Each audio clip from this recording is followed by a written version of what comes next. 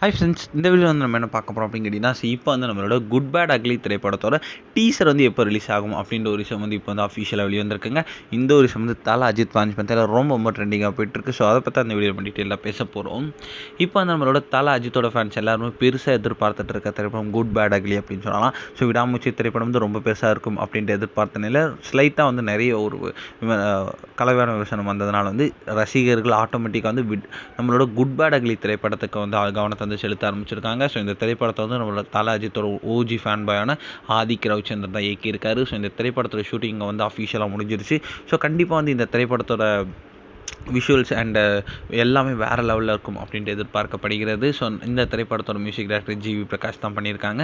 So இந்நிலையில் வந்து இப்போ வந்து இந்த திரைப்படத்தோட இறுதிக்கட்ட படப்பிடிப்பு வந்து தல அஜித்தை தாண்டி மற்ற நடிகர்களுக்கு மட்டும் போயிட்டுருக்கு அப்படின்ற ஒரு நியூஸ் கிடச்சிருக்குங்க.